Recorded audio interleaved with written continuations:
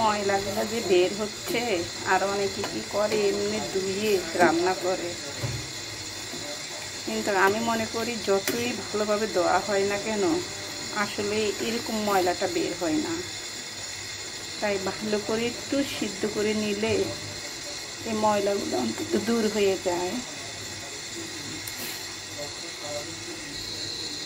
10 মিনিটের মতো সিদ্ধ করলাম, এখন বন্ধ করে দেব।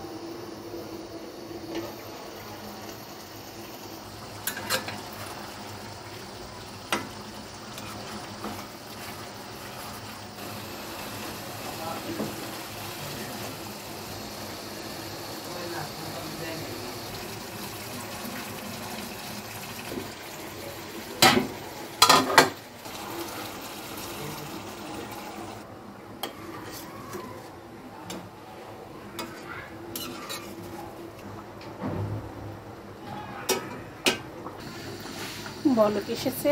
এখন এই পর্যায়ে আমি আলু পছন্দ করি, তাই কয়টা আলু কেটে রাখছি, এগুলো দিয়ে দিব।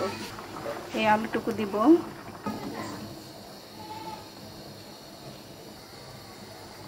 এখন লেড়ে দেব, ভালোভাবে নাড়ব।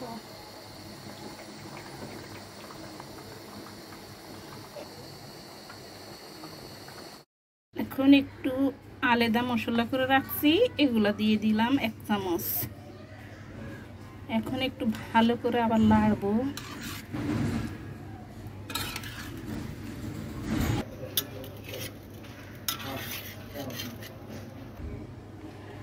এই পর্যায়ে মনে হচ্ছে ইনশাআল্লাহ হয়ে গেছে, খুব মজাও হয়েছে আলহামদুলিল্লাহ। এখন একটু ভাগার দিব আবার, আর একটু টেস্ট বাড়ানোর জন্যে